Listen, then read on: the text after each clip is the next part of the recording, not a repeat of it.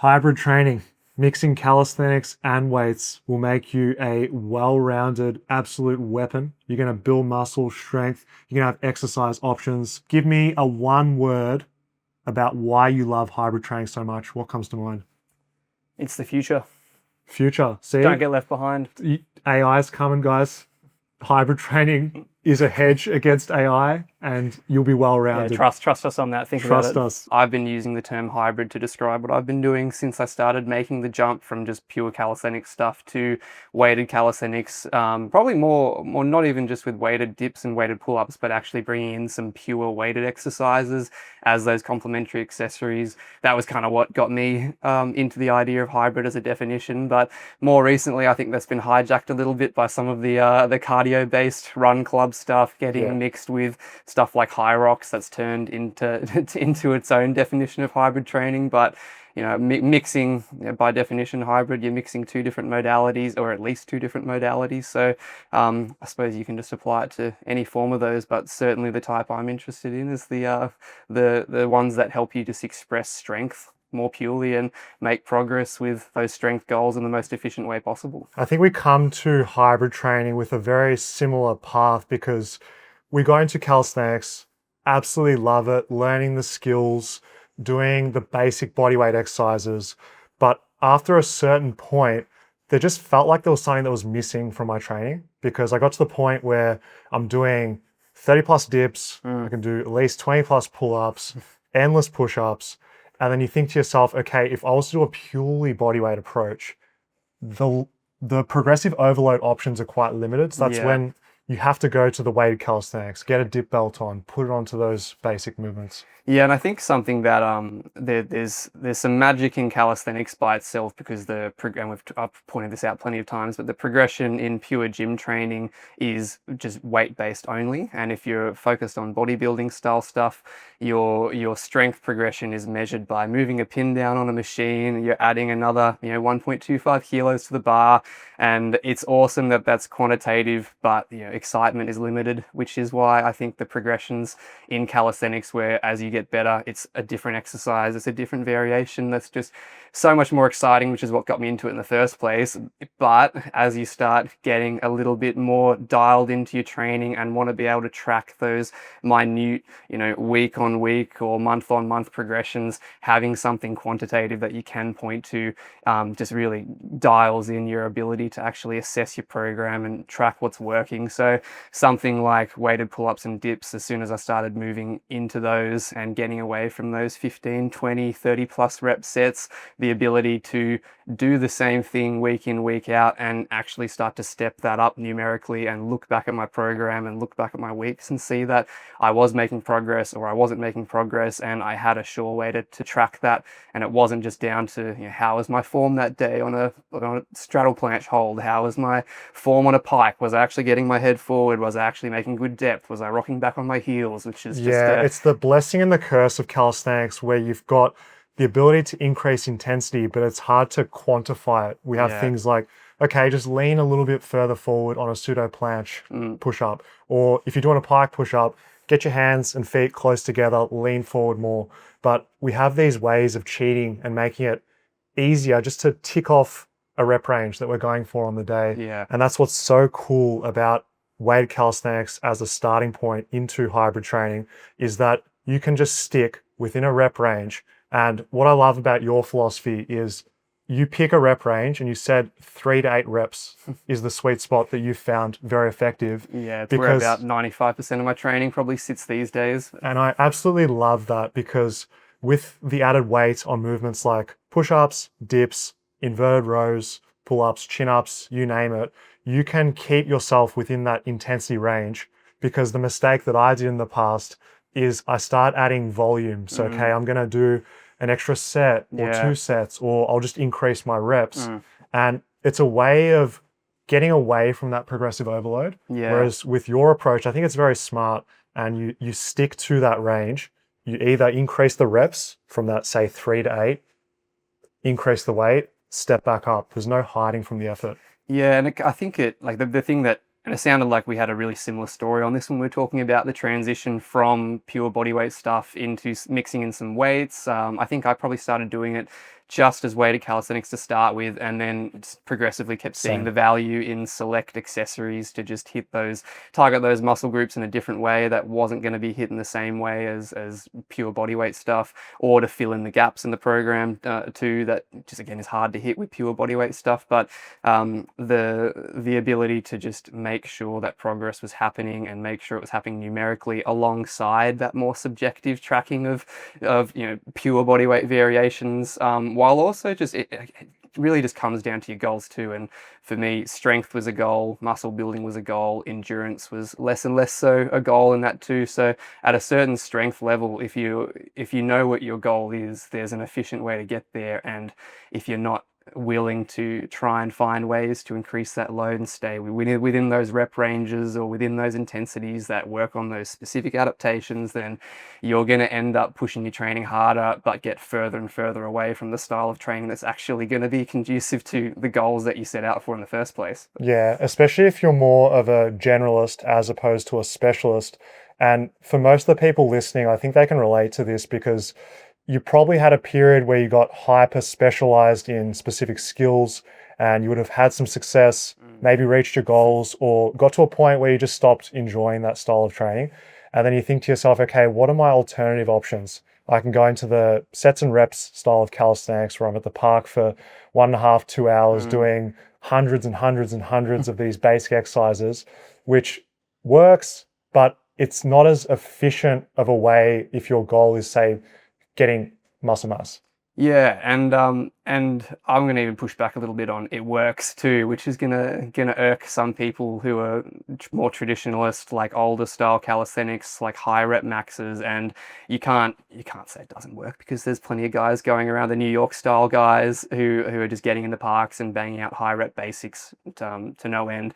Super impressive results with that too, but at some point you can say anything works if you bang your head against a wall for long enough and try and do it. But if you're wanting to get specific about trying to hit a specific goal and reach a certain level, there's just such a high rate of diminishing returns if you just keep trying to go about it the most efficient way, just because someone who you don't know with a certain set of genetics, with a certain way of responding to training, has managed to do that for 20 years and gotten a result, doesn't mean that that's an equally valid way to go about trying to hit the goals that you've got just because it maybe worked for them. Where we're lucky to be in the era where we've finally got a decent body of sports science research. We've finally got a decent understanding of physiology that has only really come about, I think, in the last sort of decade or so. And I think we'd be remiss to ignore that and just try and pretend that every method is just as valuable because we can pick out someone 20 years ago or 10 years ago or right now who's done it the worst way and still had success. Yeah, I think it's exploring what are the downsides of high rep calisthenics because yes, it can build muscle. It definitely builds endurance because you're doing such high reps at a basic level. But the research shows that you can build muscle from anything around that 5 to 50 reps. So this is the argument for people that are just in the parks doing just endless volume on those bodyweight basics. It can work, but we look at what most people do on average, and most people aren't doing really high reps because there's disadvantages. Yeah. One, it's extremely physically uncomfortable to do sets of beyond 30 and actually get close to failure. Yeah, that's a super. I think the research on this kind of I think really validated traditional calisthenics for a while, when it's now been pretty well established for a while that hypertrophy continuum, that rep range stuff from 4 or 5 reps up to 35, 50 reps is all equally valuable or similar in value for hypertrophy outcomes, as long as the sets pushed equally close to failure and as long as the volume of sets to failure or close to it are equated. But that was redeeming for a lot of the high rep calisthenics stuff, because if you're in a park doing 30 reps of pull-ups or something, like, that's arguably as good now as an 8 rep set done in a traditional bodybuilding setting on a lat pull down or something like that. You can confidently say that, okay, you're probably going to get similar hypertrophy outcomes for that. But since then, we've had really good research on stuff like how well you can actually assess your proximity to failure, how well you can actually know or reliably push your muscle to the point where it is the muscle and the fatigue mechanisms that you want to actually be targeting that are stopping your set.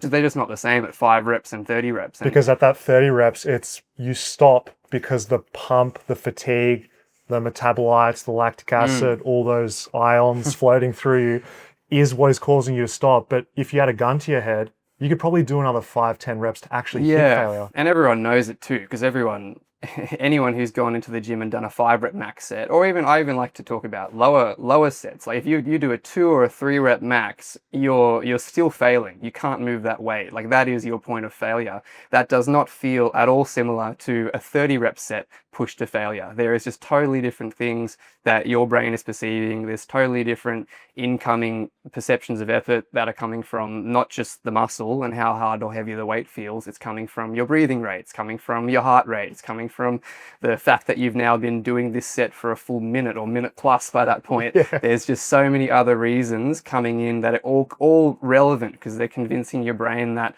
it's probably time to pull the pin. This is getting really hard. We might be risking an injury. Why don't we just cut it now? When in reality, the muscle's capacity is like you said, gun to the head. Oh, yeah. You've still got probably a couple of reps in the tank there, and that hypertrophy continuum research might not be detailed enough to really show the differences where, okay, maybe 30 rep sets close to failure are getting similar results, but I think over a long period of time for most trainees, it's not going to reliably get that same result. And that's not even talking about like managing fatigue and overall volume. This is where theory doesn't match with what actually happens in practice, because you can talk about the studies when they're highly motivated to do it and they've got someone shouting at them to keep going to that point.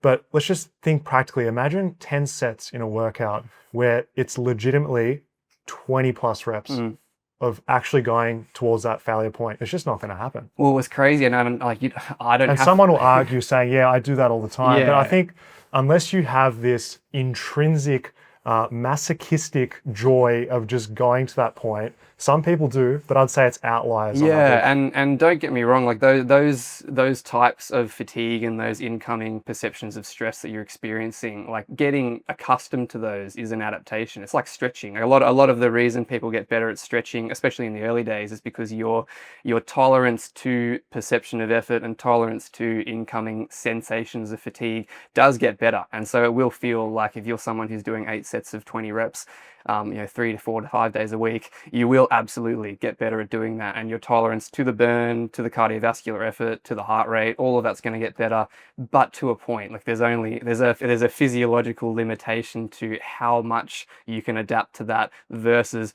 taking all of that off the table in the first place and just sticking to those higher load, lower rep ranges, where no matter how good you get at tolerating those other extra perceptions of effort, if you just take them away altogether, you're going to end up with a better result. Yeah, and it's just not this all or nothing thing, because you could hear this conversation and think we're just purely hating on the higher rep stuff. It's just you need to use the right tool within the toolbox of rep ranges based on the scenario. We're talking about forever trying to progressively overload with 30 to 50 reps in a bodyweight exercise for your entire routine. I just don't think that that's the most efficient or effective way to go about doing it.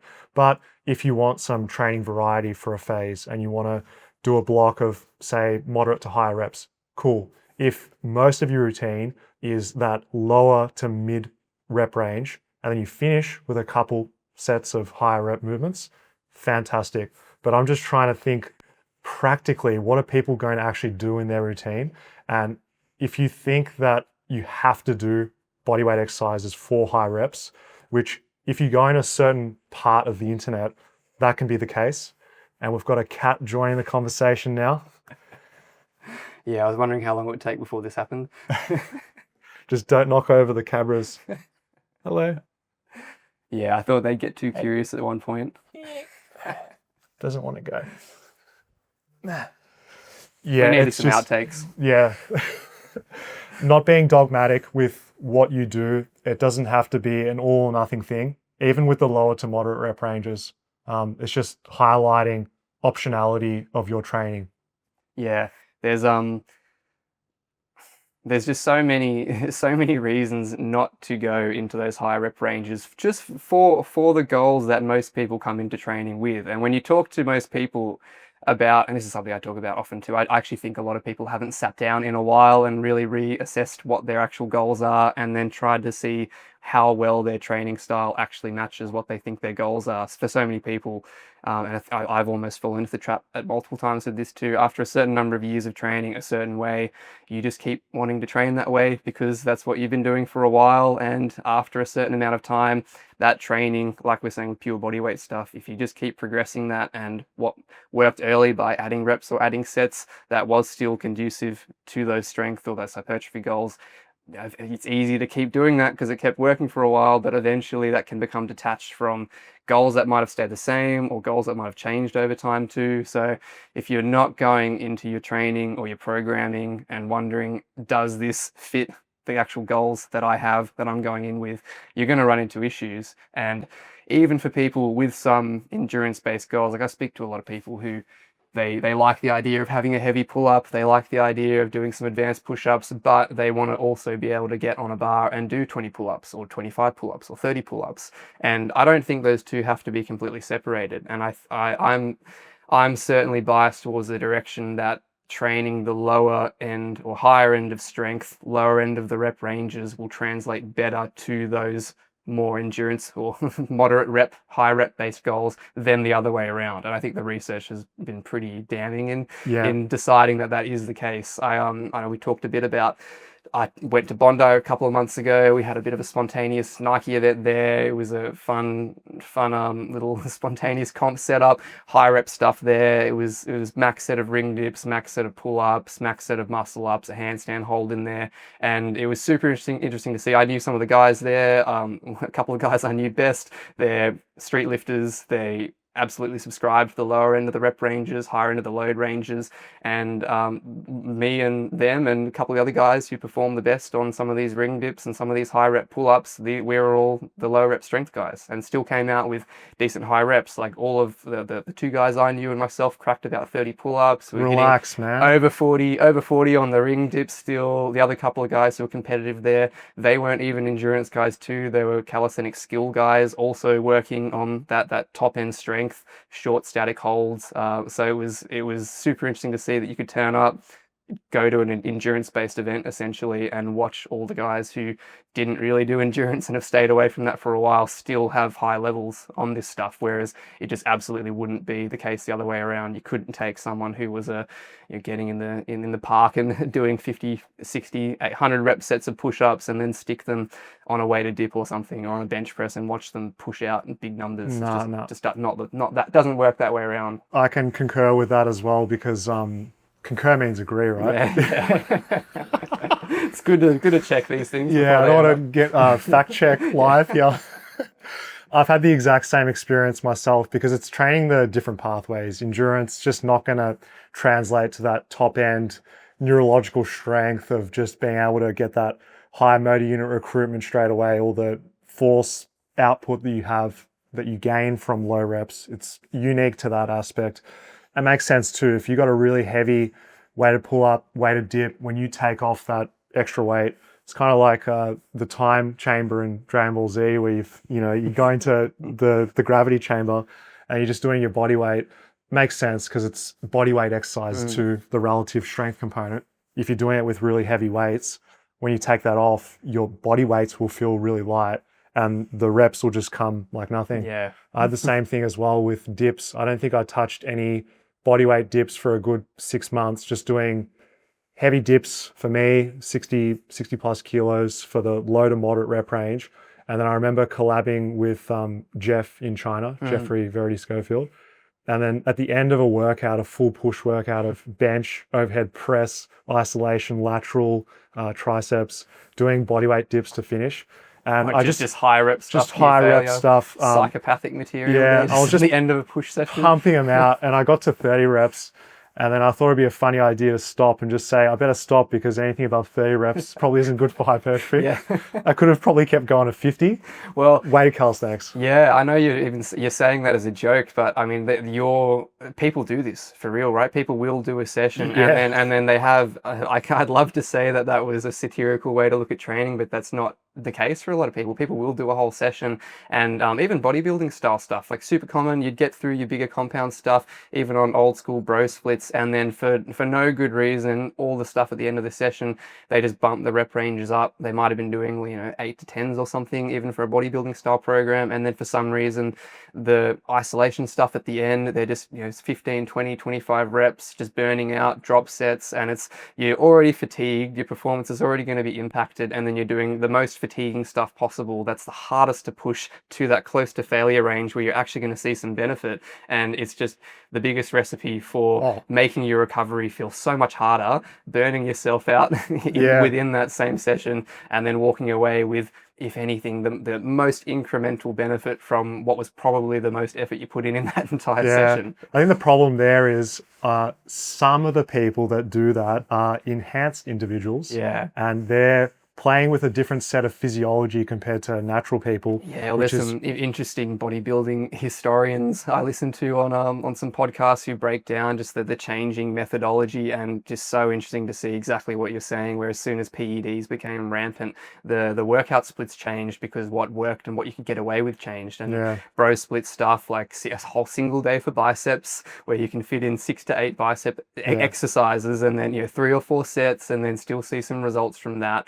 The rep ranges are getting almost irrelevant at that point. It's just completely different style of training shaped by PED use basically at the highest levels, which is what everyone was modeling their training styles on. So yeah, you're 100%. There's been a little bit of a comeback from that dogma. I think that was built in an era where not only were PEDs getting more rampant, no one was willing to talk about the fact that they were even in circulation at that level in general. This episode is sponsored by Fitness FAQs. Learn how to master calisthenics with the best bodyweight workouts. Use the coupon code podcast20 at checkout to get 20% off when shopping at Fitness FAQs. Hurry, take advantage of this discount and enjoy the progress. Just to wrap this up with rep ranges, I would say that with the weighted calisthenics or hybrid style training where you can mix in barbells, dumbbells, machines, free weights, all that together, that optionality allows you to constrain your rep range. And that's probably the biggest takeaway I'd have for people, and I'm going to be doing this myself in my own training. Stick to a low to moderate at most rep range and use a double progression style where you start at the lower end, say 4 reps, go up to 8 at a certain weight, increase it, or a progression or something like that. Keep going back and forth like that. You do the same number of sets for each of the movements. You will actually progressively overload. Instead of going, okay, I'm going to increase sets one time. Hey, I'm just going to keep increasing the reps. You constrain it. Intensity is constrained. Effort to failure is there. Progressive overload is built in. And it'll be just a great challenge to put yourself with some guardrails, and the results, you'll be big and strong, I'm sure. Yeah, to just sum it up as quick as possible, I often just give people basically a 3-reason summary.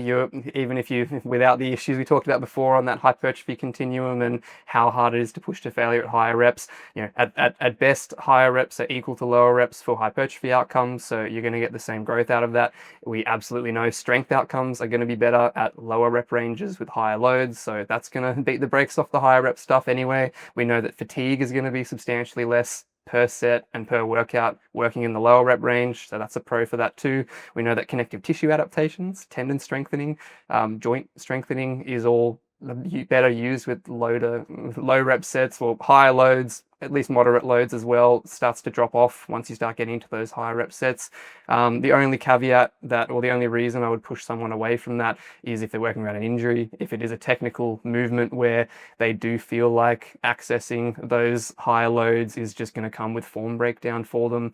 But to be fair, most of that you can get around by adjusting RPE, adjusting intensity. If it's if it's a 5 rep max you're working with and you feel like rep 4 and 5 is where your form starts to break down, doing 3 reps and doing that for a few sets, or tacking an extra set on and leaving 2 reps in reserve, is a perfectly viable way to train. That's, powerlifters have done that for years. They get good strength outcomes from it. They get good hypertrophy outcomes from it. So might sound unconventional, but yeah, there's the number of reasons to step out of that range, unless your goals are maybe endurance based, are slim, in my opinion. Mechanical tension is going to be higher. You're going to tap into those high threshold motor units sooner. You're probably going to get more effective reps. You'll legitimately be closer towards failure with doing that.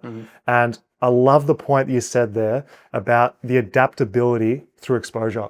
Because if you haven't spent time in these rep ranges, you're going to feel awkward, and you can't expect yourself to get used to it straight away if you're not familiar with it. But this optimism of, if you just are consistent and you legitimately stay within that for a good, 4 to 6 weeks, Yeah. you're going to feel really comfortable Yeah. there. Yeah. Yeah. It doesn't take long. Let's do it, boys. Lower rep ranges, let's get it. If you're doing calisthenics training, but you also want to mix in some weights, there's certain accessories that you can do that give you strength and muscle mass that support your training. The handstand push-up complements very well with a barbell overhead press. Why is that? Well, there's 2 different outcomes that you're after with those. The handstand push-ups, the skill; the overhead press, the more stable variation, easily progressively loadable, easy to standardize. You know that every rep is going to be the same as the next rep. You're not going to have balance issues. You're not going to have weight shift issues. Technique, banana backing isn't going to come into it. That's the perfect combination, where you need to have, obviously, plenty of focus on the skill, plenty of focus on the coordination, because that is your end goal. But somewhere along the line, if you don't have a reliable way to get high motor unit recruitment, like we talked about, high levels of activation in those muscles, something reliable to be able to keep pushing the load onto those relevant muscles, like the delts, like the upper pecs, like the triceps, something that's going to give you a nice reliable measure of your progress, so you can make training adjustments as you need based on something that's more quantifiable than something as subjective as handstand push-up form, or something that's just going to go out the window based on how your balance is that day or your wrist conditioning that day. The combo of those 2 is just the perfect example of why you might want to bring in something that's more stable, something that's more progressible, something that has a weighted component to it, so that you've got something driving those other adaptations and those other strength and hypertrophy and stability outcomes that aren't going to be addressed super well in an efficient way by something that's purely body weight or pure skill based. The argument is that there's been many people who have unlocked handstand push-ups without ever touching a weight, and that is an avenue that can be pursued as well. There's also the thinking, do I need to overhead press my body weight to be able to do a handstand push-up, because I'm also pushing my body weight? There is some cons to following a purely bodyweight approach with the progressive overload, the linearness of just adding weight, because of course, if you want to get a handstand push-up freestanding, you need a handstand balance, you need enough strength in pike push-ups, you need enough strength in handstand push-ups against a wall. Helpful to do that with back to wall and chest to wall. The back to wall being easier to get into to bridge the gap from a pike push-up. The chest to wall a bit more specific for the mechanics that you've got thereafter. But it is just nice having a number on a military press that you can look at, and it tends to correlate quite well with the handstand push-up, because I've seen people, they can't military press 40 kilos, and it's reflected in their strength on a pike push-up and a handstand push-up.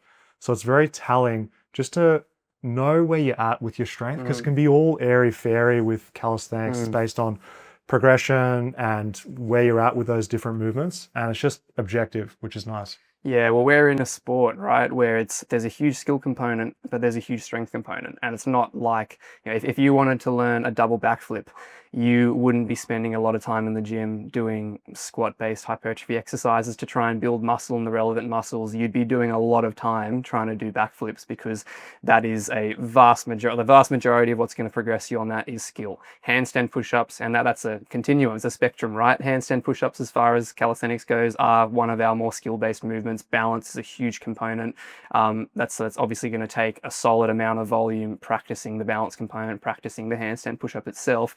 But But unlike the backflip example, we're now moving towards having a solid strength requirement behind that too. And one of the coolest examples I've seen, and it is a give and take between them. I've watched a video of Larry Wheels, powerlifter, bodybuilder, gigantic dude, unbelievably strong, started doing some calisthenic stuff somewhat recently, mucking around with it. You know, no handstand skill whatsoever, massively banana backed, pretty poor handstand balance, but was banging out 90-degree push-ups within days basically of trying these, because the balance and the skill didn't matter so much because he had so much raw strength. Yes, I think that point right there, you can't go wrong getting strong. It's so important. Even just looking at a handstand, which is a skill, if you stack quite nicely, it doesn't require much strength or even endurance. But if you can't hold a 60-second handstand against a wall and you're trying to do kick-ups to handstand, you're going to have a hard time. Yeah. The people that have that endurance can learn handstands quite quickly.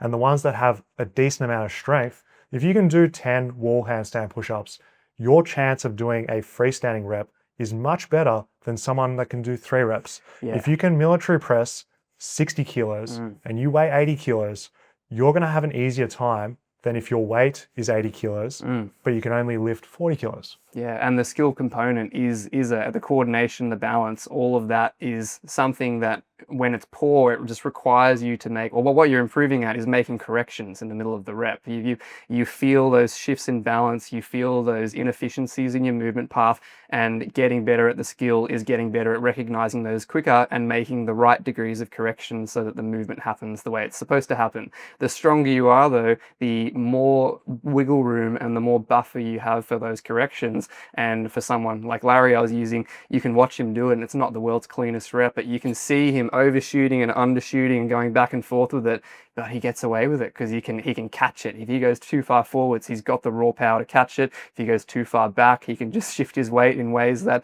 someone who doesn't have that strength would just immediately be failing the rep on. Including the overhead press, the military press, alongside your handstand push-up training, it's just really simple. You pick low reps, don't do any more than 5 because the goal is building strength. Include it in your routine, usually after. If you're doing freestanding handstand push-ups, put it afterwards. If not, put it at the start of your workout alongside either a pike push-up or a wall handstand push-up. Do that twice a week, and eventually with getting stronger and consistency, those two will come together really nicely. And the good part is it's low hanging fruit. Like the volume that you need, especially if you can make it stable too.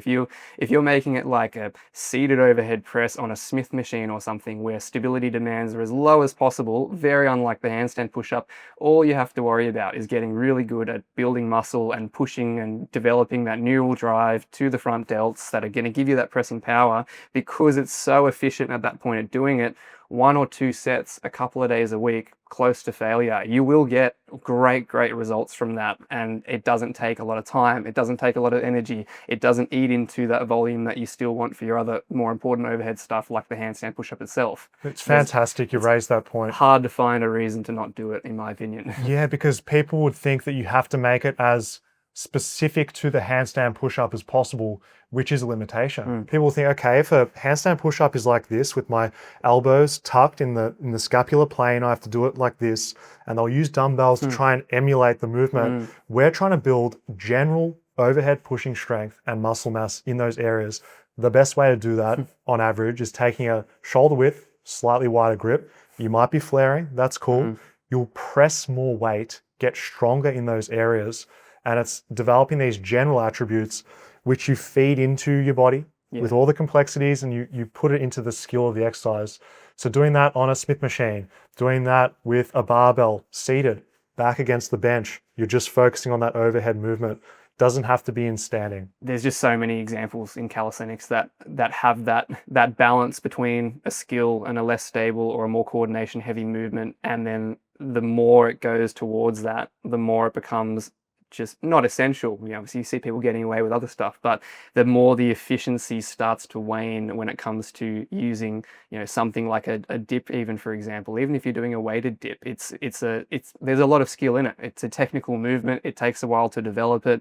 People who are super proficient at it in street lifting are still doing skill work all the time. They're doing pauses, they're recalibrating form, they're making tweaks to their technique all the way along through their progression. And that's why you see power, like I love powerlifting as an example, just because it's been around forever. It's had a competitive scene for such a long time. It revolves purely around 3 lifts, all which have some solid technical demands to them, and it's weighted, so more stable than a lot of what we do, easily progressible in terms of the quantifiable aspect to it. But you still see them looking for accessories. You still see them picking that low-hanging fruit and finding those extra movements that have a bit more of a stability emphasis, and their squat might be their goal. They'll still fit in a couple of sets of leg extensions because they know that there's a benefit there and some low-hanging fruit to that low volume of stable, more isolated stuff that's going to build strength, build those transferable attributes that are going to translate to their actual competitive goals. It's a bit behind with calisthenics. If you're someone really chasing for that handstand push-up, you think everything needs to revolve around it.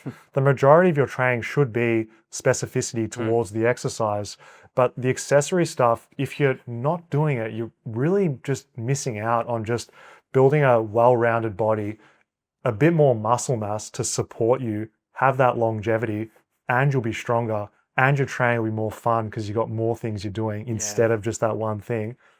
Yeah, 100%. If like we've talked about multiple times by now through our chats, if you don't want to be a hyper-specific athlete where your only goal is freestyle calisthenics, your only goal is street lifting, though again, even those have room for some of these in there for that efficiency, especially in those higher levels.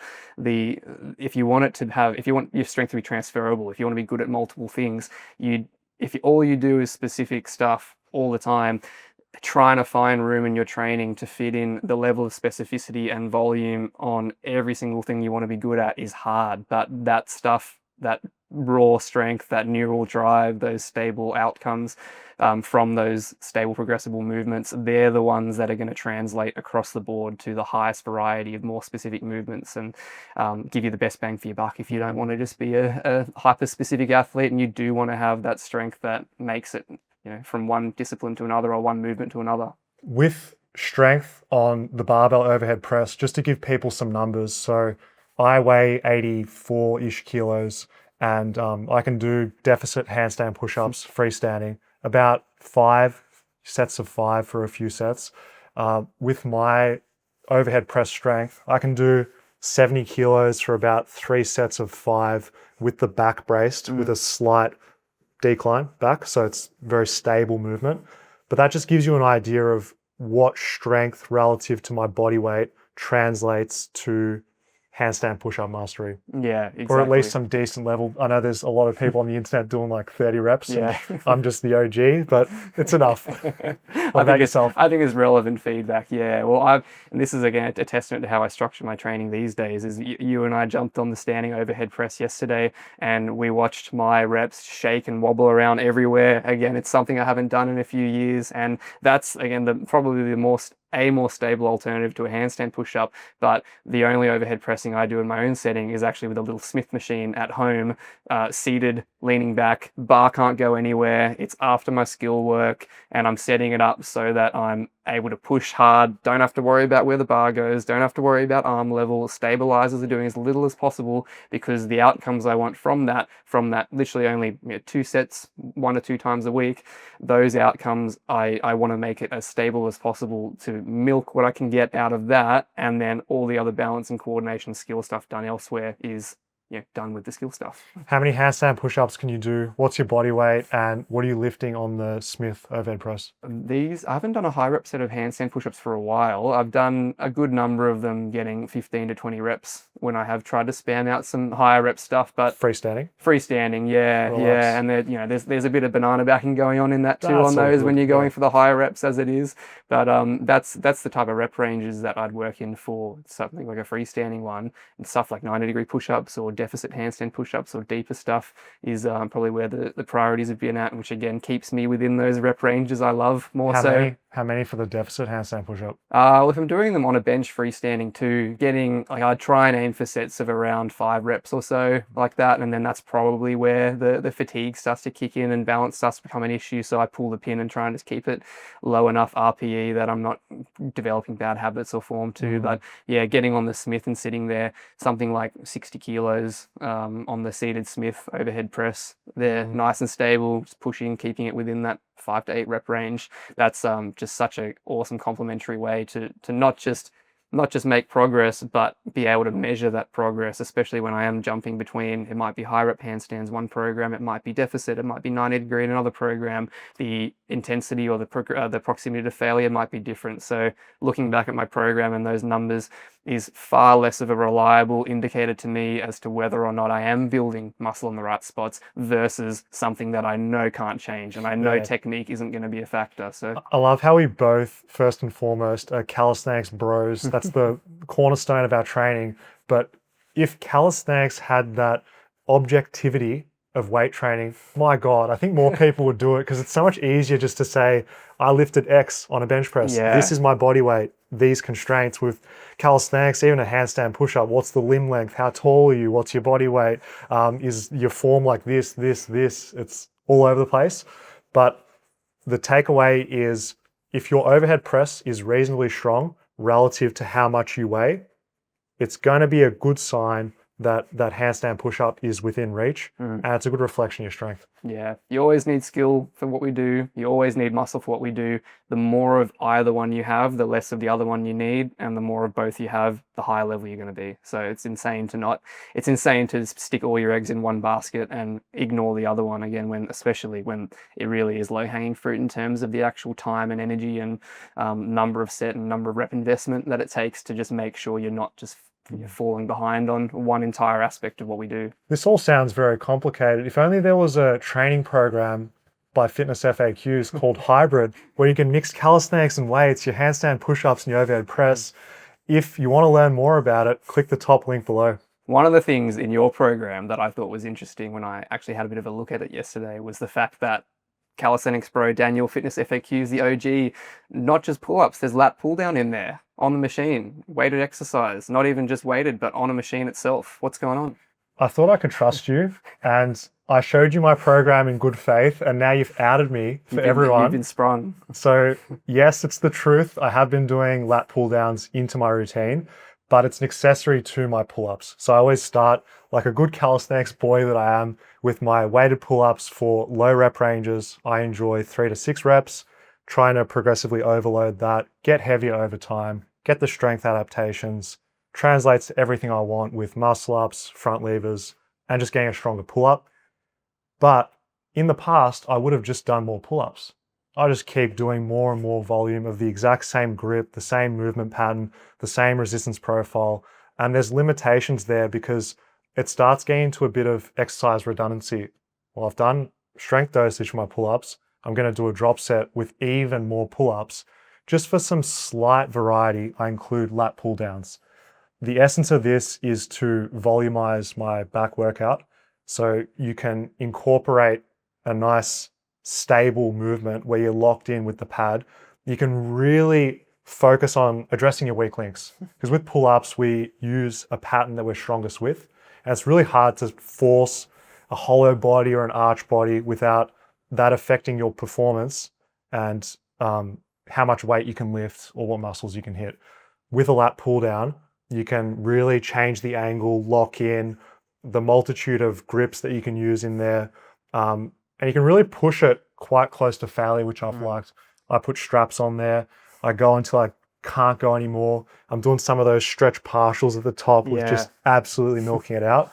And that's probably the mainstay of why I put them in. Even the fact you can do stuff like single arm in there as well, which is just, single arm on that is stable, and now you're getting more neural drive to just that side, have a break, do the other side. You can push the right muscles harder, I think, with something like that than you can do just with a pull-up by itself too. And it's just great variety, especially when the start of your routine, it's focused on that performance, the skill, the execution, the heavy strength stuff. Getting on a lat pull down, not really having to think. I turn on my bodybuilder mindset. I'm bringing the effort close to failure. And it feels really good to get that pump. Mm. Above all, it's nice just to have that because everything we do in calisthenics is so much body control and stability required.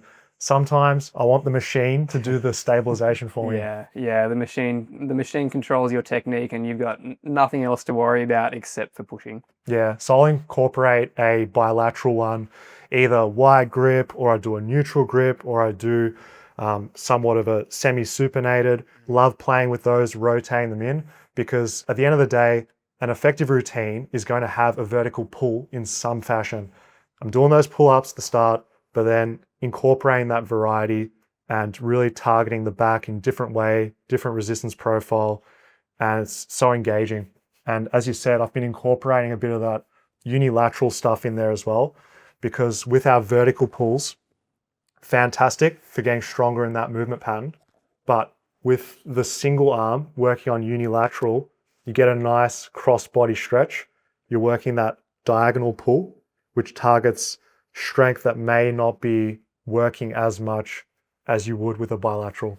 I'm fortunate that I've got access to 3 gym memberships. So I've got lat pull downs coming out of my ears. So I've got options with what exercise I do. But I know that you're mainly working out at home. Yeah, I'm primarily a backyard bro. So Backyard bro, and you don't want to just keep doing pull-ups, chin-ups, or neutral grip stuff. How do you incorporate that accessory stuff to feed your main calisthenics movements? Yeah, well, it's a cool opportunity to point out that this accessory stuff doesn't have to be done with a weight either. There's body weight movements that serve accessory purposes, believe it or not. And some of those look pretty cool too, if I do say so myself. Rather than, I don't have a reliable lat pull down to use at home. So if I want to get a little bit more isolated lat volume for something like developing a pull-up, we want to look at something that's compound like a pull-up and what muscles that are in that we might want to get more specific with. And for pull-ups, it's elbow flexors and it's lats. So if we can take one of those out, we're going to get a better experience at developing just that muscle the more we can isolate it.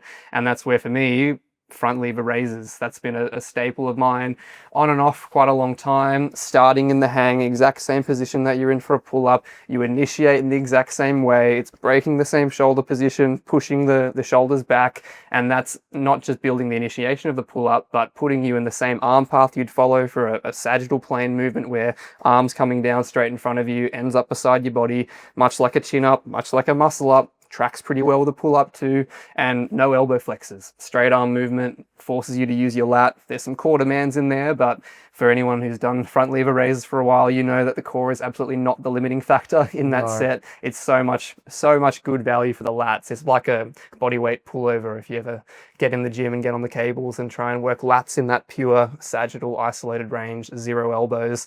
There's a body weight alternative for most of these too. Sometimes the weights are the more efficient way to do it, but you want to be thinking about how you can break those primary compounds down into something that you're going to be a little bit more effective with in terms of getting those primary movers and primary muscles involved in a way that compound is just going to have a few little limitations doing. So if you're looking for a pull-up accessory that's not a lat pull down, which targets the similar muscles working through that vertical path, also diagonal to horizontal, that front lever pull is a great way to do that. If you can't do that exercise because it's too hard, maybe you can only do a single or a double. You can make it easier by playing with leverage. So a tuck or an advanced tuck is a great way to volumize it. Or you can also use a band to get through there as well. Yeah, I've had like big high level beginners on front lever raises, and I love getting them on rings for this. It lets them play around a little bit with the grip position too, and you'll find most people like to end up a little bit closer to neutral through some of that initial raise, but you can hang in a tuck and you can give yourself a little spot out of the bottom by hanging with your knees bent, pushing them up into a tuck to get that initial bit of momentum and then following through. And the beauty of the rings is you've now got space between your hands, so you can go right up into a vertical position, have your knees tucked, have your feet and knees and hips in between the rings, even use that hang as a break for a moment, control the negative back down again. And the amount of friends I've had and clients that have done these and just come back to me telling me how sore their lats are the next day is just groundbreaking. And it's super humbling because you'll see someone like yourself doing it, just repping it out, straight arms, straight body, all the way up, controlled eccentric. okay, I'll give that a go. You jump to the bar and your elbows bend significantly, and you're like, coach, am I doing it well? And you're just like, well, settle down Yeah, there. it's Let's. one of those ones you watch people get on the bar and try, and they just go, "I must be doing something wrong because this is just way too hard." Yeah, exactly. But yeah, they're like everything. There's always a regression. So In calisthenics, our horizontal pulls are the inverted row and a front lever row tend to be the main ones that we're doing. If we want to use some weights in our routine, what should we do at the gym? Because there's so many options. well, there's so many ways in the gym to just mimic that movement in a more stable setting, again, with a reliable way to overload it. Getting anything that's going to give you that sagittal plane movement where arms not coming down from the outside like it might do with a wide pull up, but it's positioned out in front to begin with, and then matching the actual angle of the pull and the peak part of the resistance to what you'd get with a row is done easily with, surprise, surprise, a weighted row. So Okay. lent over, chest supported, dumbbell rows, pulling in, elbow past hip, keeping the hand low so it's less elbows and more lat dominant. Anything that's going to get you seated on a row machine, following the same arm path, single arms with cables, as long as you can get the peak part of the resistance close to your body is where you're going to match it with something like our horizontal pulls. And I'd actually add one extra calisthenics benefit to that, which is the slow muscle up. And one of the things that you forget about when you're doing muscle up training and then trying to start to transition to slow muscle ups is the fact that it's no longer just an explosive lat based pull where you come down, you've got separation through the transition between you and the bar. Now it's slow. You don't have the luxury of that speed that you've generated from the bottom. The bar has to be close. The arm angles change. Your elbows aren't in front anymore. They've got to be near your body. And that's where being well practiced at those close rows, elbows tucked in, pulling close to your body. It's a lat movement from about here to here, but as soon as you start approaching that body, the rear deltoids, even the long head of the tricep, they start to become more of those prime movers. And if you're not doing something to work on those in a more isolated fashion, that slow muscle up, and this was the case for me when I started, I'd hit that sticking point, had plenty of power with my lats to get here, making that closing at the part of the transition where you had to get body close to the bar, elbows pulled back. That was where my weak point, my sticking point was for a long time until I realized I needed to get better at isolating that rowing movement that you'll get so well with dumbbells, cables, machines in a much more stable and reliable and progressible setting. Yeah, I really like how you mentioned the chest supported dumbbell row because it's actually accessible. Because I've seen tutorials on the internet where it's, hey, you got to do that Atlantis row because it optimizes the resistance curve and the all the strength components. You can change the lever. But bro, we don't have a $30,000 piece of equipment at our gym or at our home. Maybe you at one of your 3 gyms. Oh yeah, true. Big calisthenics funding this podcast. But yeah, with the dumbbells, we've got them at home, either just a set or adjustable ones, or any decent gym has dumbbells up to usually 50 kilos. And doing that is awesome. I love the chest support because everything else we do in calisthenics, we don't have that luxury of stability. So why not, if you're incorporating lifting into your routine, take advantage of that? Because we hope people aren't skipping leg day as well. And if you're doing a good leg routine, you're probably squatting, you're probably doing some type of hip hinge deadlift. It's a lot of axial fatigue, spinal erectors should be trained. Give your lower back a chance with that dumbbell row, just to focus on that upper back. Yeah, tightens up that form as well. No cheating when your chest can't move off that bench. It's just nothing but shoulder. Yeah. And I noticed when you were doing dumbbell rows, when we were training, you were really trying to focus on that peak contraction at the top. And it's really difficult to do that with a row based on the descending strength curve nature. It's easiest at the bottom, hardest at the top. Yeah. But I noticed that you were trying to do that at the start of your set.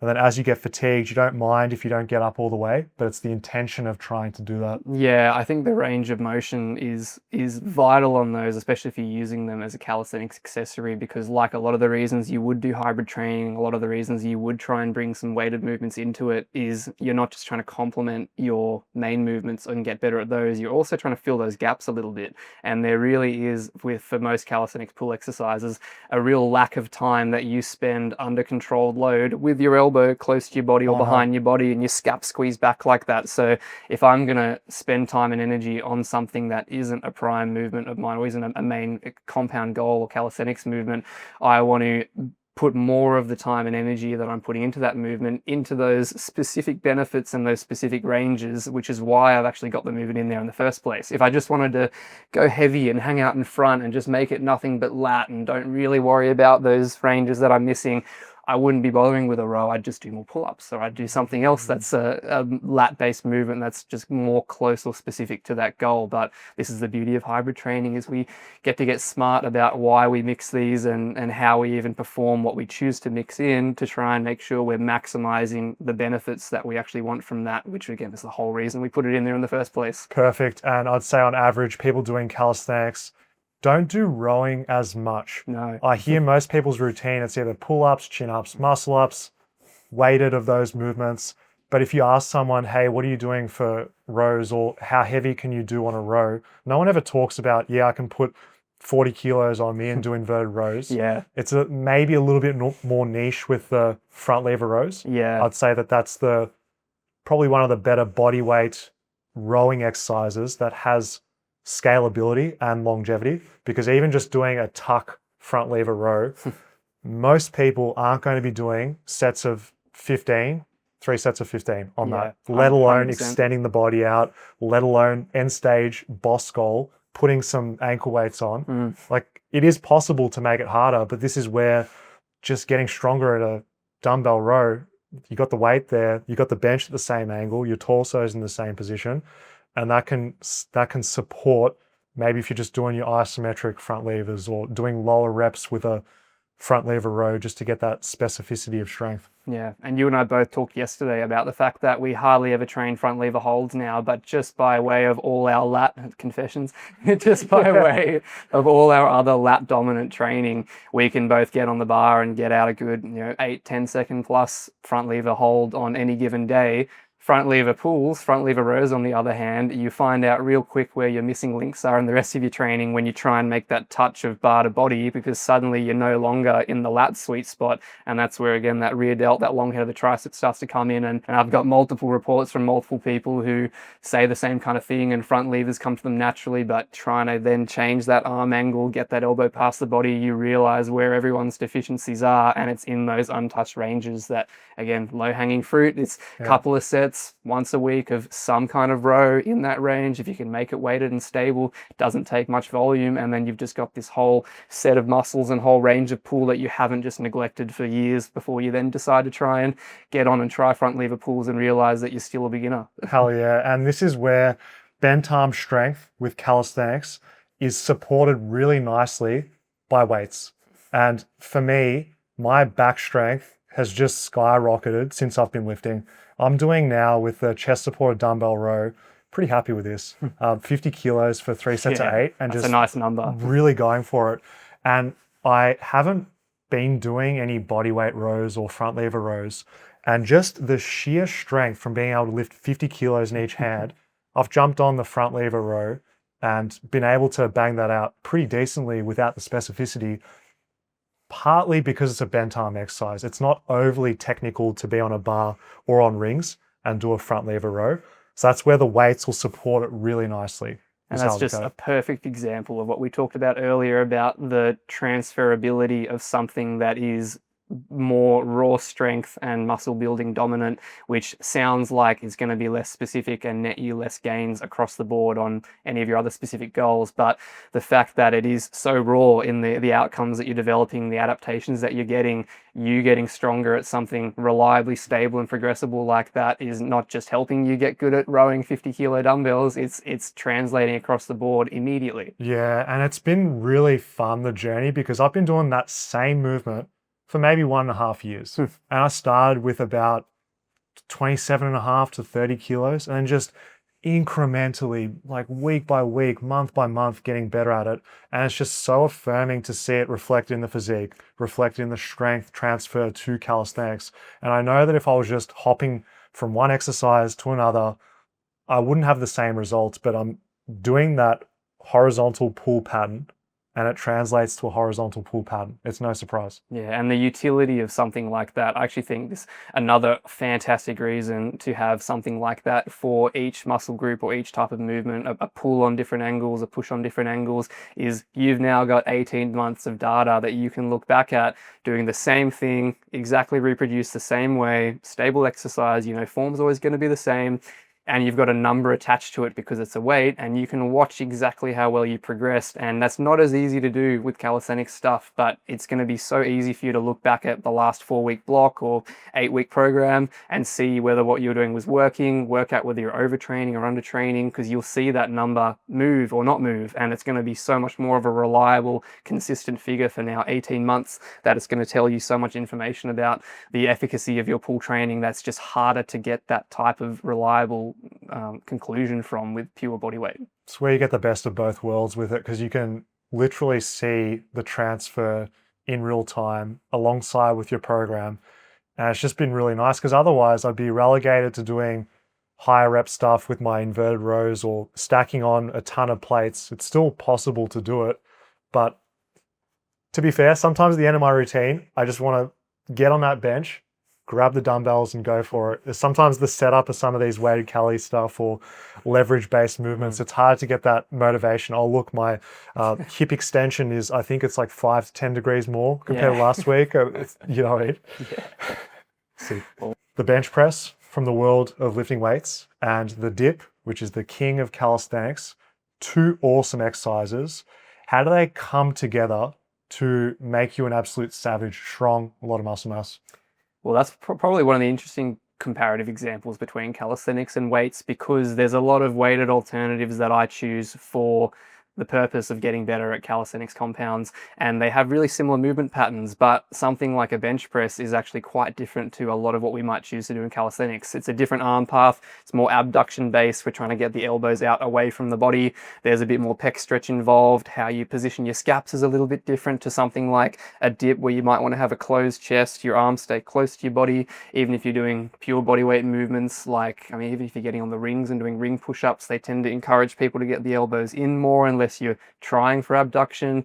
If you're doing planches or pseudo planche movements or handstand push-up movements, the deeper you get on those and the more chest space you make those, that always ends up with elbows tucked in too. So there's some real differences in the types of fibers of the pecs you're hitting, but there's some huge transferability in the raw muscle and raw strength that you'll be building, the conditioning of the shoulder joints, your ability to pre-position and lock in the scaps and then maintain a nice stable press through a solid range of motion, and some unique benefits, I think, to fitting in something like a weighted abduction movement that's going to hit those fibers of the pecs at a stretch, at lengths that don't get touched really if all you're focusing on is some of those more, again, elbows in sagittal plane based calisthenics movements.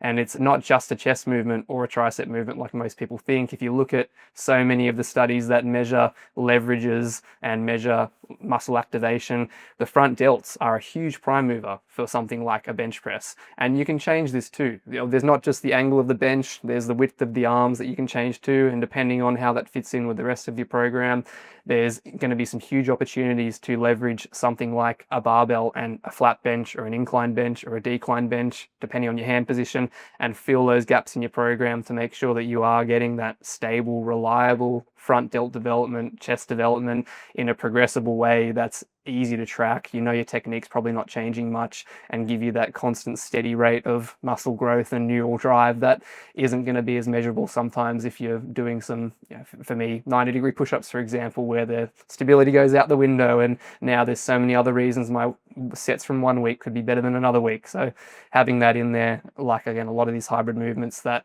stable, reliable option just has so much value. If I'm going to include the bench press, should I be doing it with a barbell or dumbbells? And what angle of the bench would be most relevant for people doing calisthenics? That's a good question. I think it depends on what you're using it for, and that also then really depends on how you're fitting that into the rest of your program. There's so much overlap in calisthenics. We have this huge problem of trying to manage our push skills without overloading our front delts, because pretty much everything we do as a push movement in calisthenics is going to be front delt heavy. Handstand push-ups, weighted dips, hugely stressful on the front delt, under stretch as well.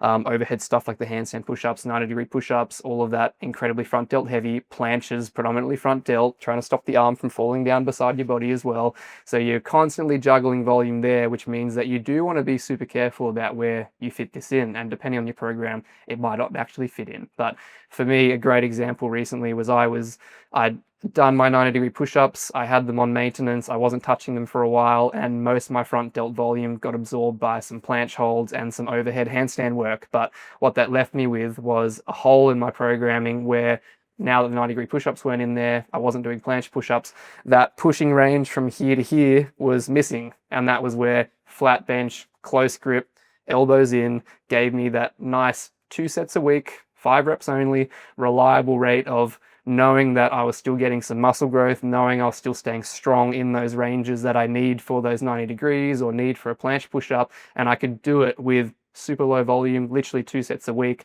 pushing close to failure. And I would know that I was ticking that box. And at the very least, I would be maintaining my strength and muscle in those ranges while I left infinitely more capacity to actually pursue the handstand push-ups and the planches and my skill goals at the same time. I can tell you've really thought deeply about that. There was just so much value. I don't know where to start with that. It makes sense that you've replaced your pressing pattern with the bench press.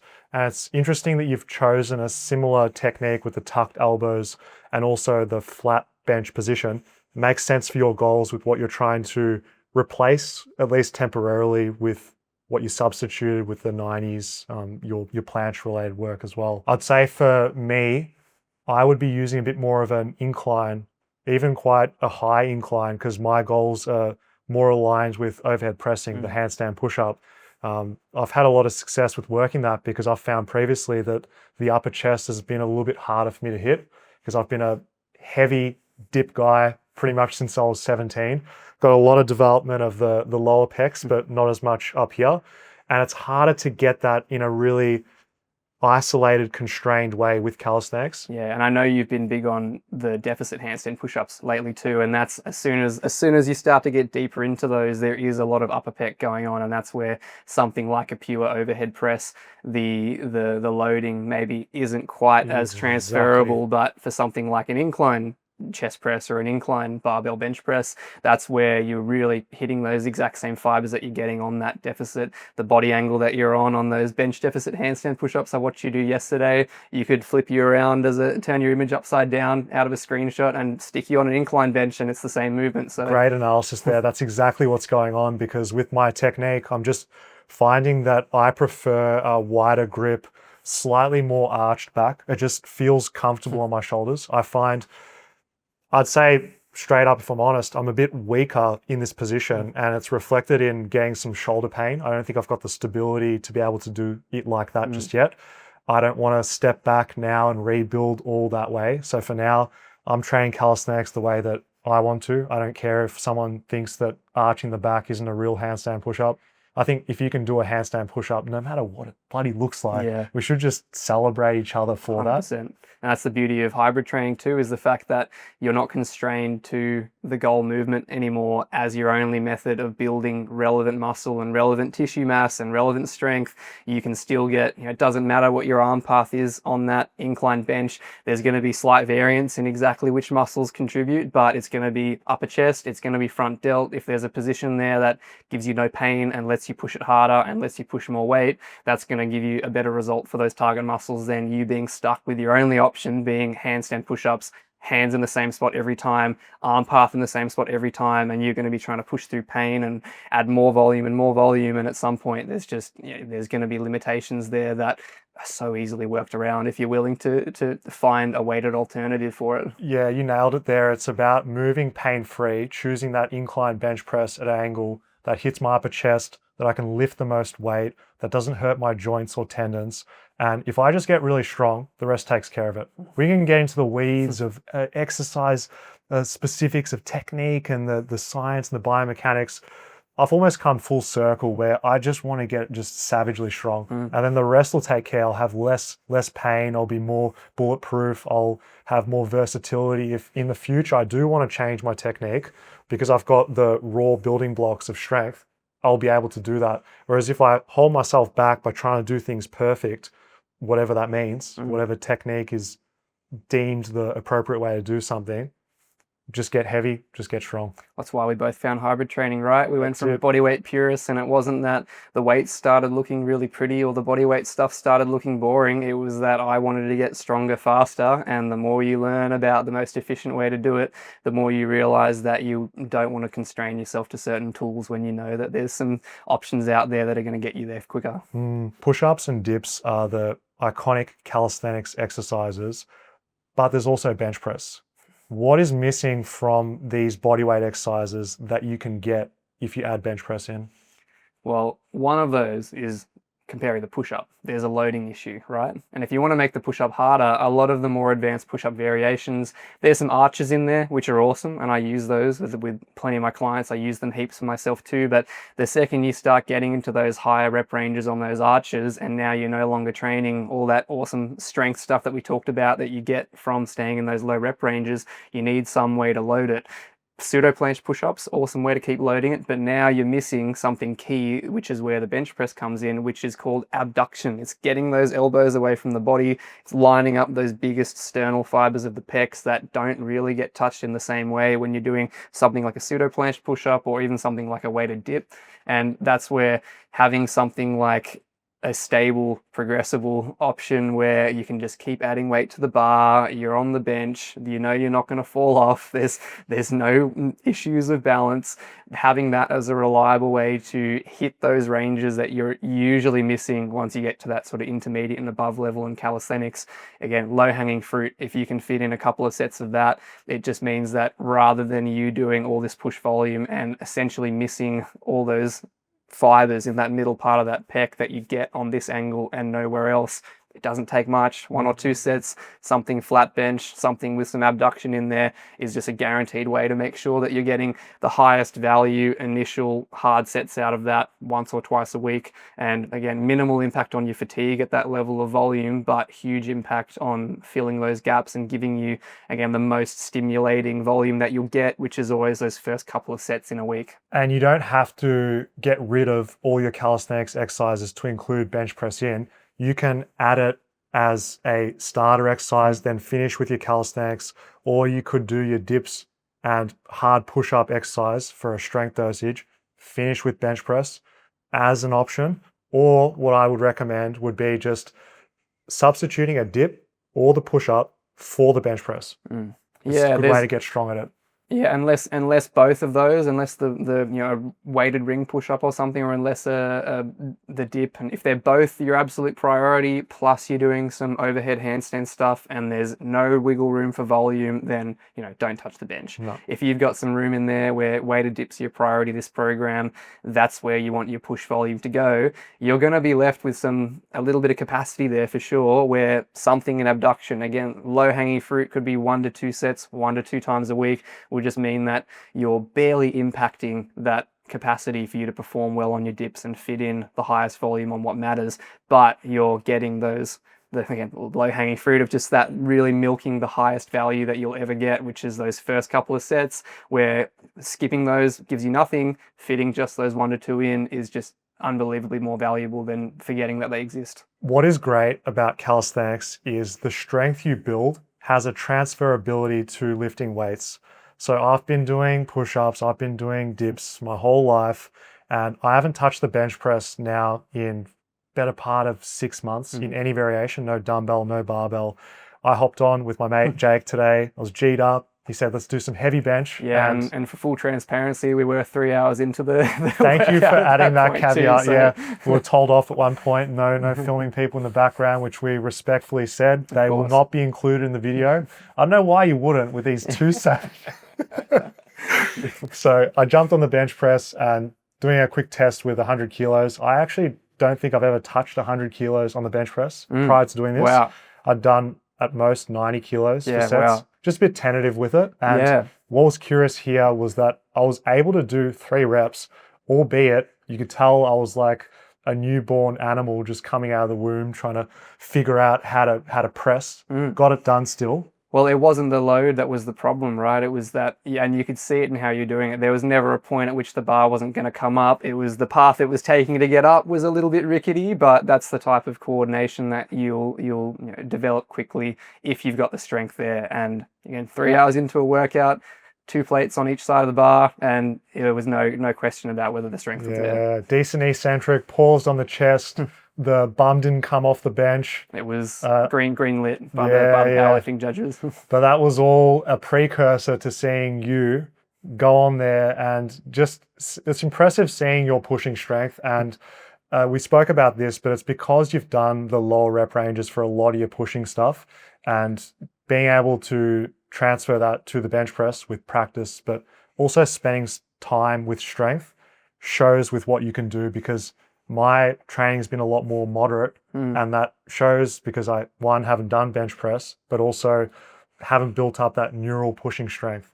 So you lifted a pretty decent number for a hybrid calisthenics athlete. Yeah, there's that strength translation. I think like weighted dips, even low rep ring flies. If you're willing to get your feet elevated, if you're willing to sit in that abduction and really emphasize that stretch range on an isolated, even pure body weight ring fly, but keep it low rep, there's just so much strength development at so many different positions of scapular protraction, retraction, and every degree of abduction that you can work in there with some mix of weighted or body weight stuff. That means that when you get onto any other push movement like that, you're going to have decent capacity, somewhere to put you somewhere in a well versed range for no matter what exercise you end up on. When was the last time you tested your heavy bench? Oh, I think it's at least 2 years ago now. It was around about a Christmas time. I'm going to say about a couple of years ago, and that was a 150 kilo bench effort then, which I was pretty happy with. And again, that was not doing regular bench as an exercise. To be sensible and for full transparency, we put in a 6-week training block leading up to that for exactly the reason we saw with you yesterday. Coordination isn't there if you don't wrap your head around it again, but that 6 weeks wasn't where the muscle and the strength was being built. It was where the familiarity was being built, and again netted me a happy result at what is pretty much double body weight for me at the moment. So. Sick. It's just so cool to see that hard work pays off, and just doing those low reps, you're going to get the strength, you're going to build the muscle mass. And if you are going for hypertrophy, you can accomplish it at moderate to high reps, but you won't be able to do that on the bench press. So it's just nice having that reward for your effort of getting uncomfortable, psychologically having to get yourself in that state for low reps.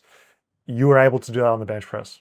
So kudos. Awesome. Thanks, man. Oh, good. What's missing from calisthenics is isolation. There's ways to do it, but sometimes just lifting some weights is a really good way to target areas that don't get hit as well. What do you think about including that into a routine? Well, some people wonder why you'd even want isolations in there in the first place. If your goal is a pull-up and you don't care about a bicep curl, why would you do a bicep curl? To get jack bloody arms, man. Well, Come that's on. one of two very important reasons. So hypertrophy is an obvious reason there. When you remove more muscle groups from the equation and you isolate an exercise, you get two things. You get better hypertrophy outcomes because you're getting more neural drive to that muscle. You get higher levels of activation. There's less sensation of fatigue going on, coming from multiple things all moving at the same time. Coordination is no longer a big stressor. So your brain and your nervous system is able to push that muscle harder, bring it closer to failure, and get more done, more stimulus with less time. Especially if you only do compound calisthenics exercises. Say a dip, it works the chest as well as the triceps. Both of them won't be maximally stimulated, no matter how many sets you do, how much work you do relative to failure. So this is where, with all the different calisthenics compounds, the auxiliary muscle groups can be supported by that. The best ones to target are biceps, triceps, lateral delts, and we won't talk too much about the legs because we don't really want to discuss that. No one cares. We'll just keep it to the That's upper body. just dead air as far as the audience is concerned. 100%. And bicep exercise that I like is the preacher curl on a bench, because not all of us have a $2,000 preacher bench at our house. So you can always just use an incline bench. Something around 45 to 60 degrees works really well. Love it because it's stable. you think about a normal bicep curl, you can really start using a lot of body English. Your arms can drift all over the place, takes tension away from the biceps. And if you want to be really accurate with what you're doing, this is a really stable option. You can hone in on a single arm at a time. So if you've got asymmetry left to right, really helpful. Looks pretty cool. You can actually literally concentrate on your biceps as you're doing it. And last thing I love is getting all the way to that close to elbow extension. Some people are scared of preacher curls, rightfully so. There's tons of videos on the internet of people doing the double bicep. How wild is that video? I never enjoy watching those. No, but with a bench setup with a dumbbell, it's actually pretty safe because the heavier you get, the size of the dumbbell limits that end range. So you're only ever going to be just partially off that lockout anyway. Yeah, totally agreed. And one of the beauties about the home accessible setup, which is no need for a whole preacher bench, no need for a whole easy bar setup, just single bench, single dumbbell, is its single limb. And people don't appreciate sometimes, but the amount of output you get, the amount of drive that you get from your brain to that muscle, the smaller you can make the exercise, the more you'll get. And you can see it. Some people do some cool tests where you get on a dumbbell curl and you sit there and you go to failure on a double dumbbell curl exercise, bilateral. And once you hit that failure point, put one down and you'll find there's an extra rep or two in there at what you thought was failure, just because you've taken away the demands from another limb. So you're now doing 50% of the neural work that you were doing at that failure point, and suddenly you've got the ability to push that muscle a little bit harder, which is just built into a unilateral exercise like that nice home accessible dumbbell preacher. Fascinating. So even a nice takeaway is if you've only ever done bilateral isolations for any muscle group, doing it single limb is a great way to do the same, but different as well. Another thing, it's not just for building these bulbous, beefy biceps. It really helps me with my weighted calisthenics. Easier pull-ups, chin-ups at that closing point, particularly the one-arm pull-up as well. I've found that when I'm working on these heavy weighted pull-ups and some unilateral stuff for that one-arm pull-up, but also doing some bicep curls at the end of my routine, I find this gives me less golfer's elbow. It gives me more aesthetics. It gives me more strength to complete the top of that one-arm pull-up. This is hybrid training, baby. Yeah. This is where we get the mix of both into one in a way that makes you super well-rounded. And what you're talking about is one of the primary reasons, which is transferability. But there's another reason for the isolation stuff, which I think is actually filling those gaps that you get left with when your primary focus is single compound movement. When I'm doing unilateral bicep curls, I'm a big fan of 2 sets because if I do 3 sets, then I have to do 6 total sets, 3 on each arm. I tend to go through the motions on at least one of those sets. If I'm only tasked with doing 2 left, 2 right, I give good effort relative to failure. I can try and beat the logbook week to week. And especially because curls come at the end of a routine, the idea of doing 3 sets at the end, if I'm honest with you, I think 1 in 4 times, I'm just going to post it in, just go through the motions. The accessories aren't the reason we turned up to train. So the more you can make them super efficient, super effective, stable, single limb, high load, push close to failure reliably, the less time you have to commit to that, then if you're milking it for what it's worth, and you don't have to dedicate a whole lot of time or energy or cause yourself fatigue for it, that's going to eat into the important stuff. Yeah, it's a minimum effective dose, just tacking it on there, giving decent amount of effort, and it really goes a long way if you're a compound purist, which I used to be. Now I'm a bit more well-rounded as I'm entering my mid-30s nearly, and it'll keep me in the game, I hope. Yeah, the experience is valuable. If you're just spamming push-ups and dips, you're never going to fully develop all muscle groups in your upper body, particularly the triceps. And this area is really important for aesthetics and overall pushing strength. Why do you isolate it? You don't train a muscle when you train a muscle. You train fibers when you target fibers, and muscles like the tricep that are complex, 3 different heads attaches to the elbow, one of those heads attaches to the shoulder.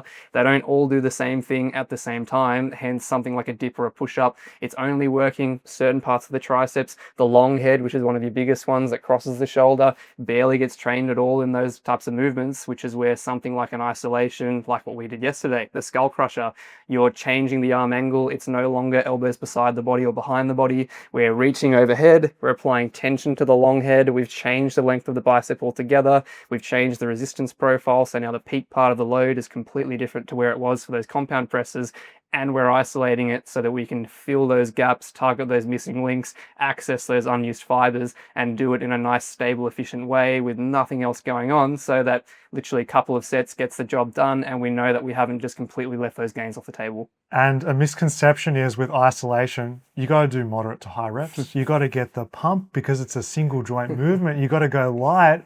As long as if you go to failure, that's all good. But I was absolutely mogged today by my mate Jake here, and he was just an absolute skull crusher beast. How much weight did you have on that bar? Well, I think we got up to 50 kilos yesterday, but that was I think you reined me in on that first set, which is an experienced move when we're doing some long days of filming. But second one, I had to get down there and get a set of 10 out there and still get up feeling pumped. Like there were some good reps in the tank. I do have a little bit of skull crusher history, so I know they're a strong suit of mine. But yeah, there's just so many reasons why you'd want to get good at something like that, and why keep it in those less exciting hypertrophy, quote unquote, high rep ranges when you can also be getting that strength benefit at the same time by keeping it in that 4 to 8 rep range and training the neural drive, strengthening those tendons and making it transfer not just via hypertrophy to your compounds, but via your ability to actually get as many fibers as possible, fired up as hard as possible in the shortest time possible. Yeah, treating isolation like a key exercise goes a long way, because a lot of people think, okay, I'm doing a tricep extension here. How many reps I do, how much weight, it's the end of my workout. I'll just do it until I feel somewhat tired. But I can tell you don't get to a 50 kilo skull crusher for 10 reps without you having put that in your program, stuck to a rep range, lifted heavier, treated it with the respect it deserves, because everything in your routine should be in there for a reason. And you got to try on doing it as well. Well, that's one of the biggest things you don't want to do with those isolations and those accessories is treat them like a exposable or disposable exercise, because that's going to be something that targets a few very specific goals that complement your main goals. Why would you want to disregard the features of that make that effective at the risk of then creating more fatigue with unnecessarily high rep sets, adding junk volume, and not even getting like the worst junk volume, because it's not even the movement that you actually care about that you're practicing. If you were doing junk volume sets of pull-ups, it's still junk volume, but at least you're feeling the motion of doing a pull-up, and there's some benefit you can get from that in terms of practicing the movement. But why would you want to put an accessory exercise in there and treat it differently to the rest of your program, and then just not even get the benefits that you want from it, but then have it affect the rest of your program negatively because you treated it like it didn't matter? Yeah, I'd rather almost not do it and just go hard on your compounds. But if you are going to include the isolation, less is more. I'm a big fan of 2 sets actually, and actually 100%. Do 2 sets legitimately once or twice a week.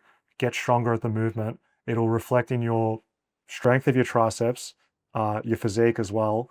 And just putting in that overhead variation can't be understated, because it's so missing from our bodyweight training, or even a lot of gym lifts don't fully overload the triceps because we're not isolating overhead.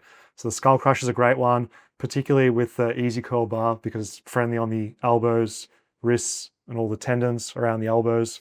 But equally effective too is an overhead cable extension with the ropes, if you've got access to a gym. Yeah, and I think there's an injury prevention component to this too, because if you're working on the same ranges all the time, same muscle fibers, same joint angles, you're loading yourself so much and you're losing the capacity or the relative capacity in other ranges to tolerate that same load. And I talked to you recently about working more on my overhead mobility, and tolerance to different overhead positions has boosted my pressing strength, because I can now access more ranges comfortably and know that I've got stability outside of just those narrow ranges that I focus on with my main movements. And the easiest way to make sure that you're getting some practice in those ranges is to build in those accessories so that they sit in those missing ranges. Geeky question for you. How supportive is tricep strength and hypertrophy in the triceps for a big compound exercise like a dip? Does it help when you're on those final few reps where your pecs are starting to give out and your triceps can contribute more?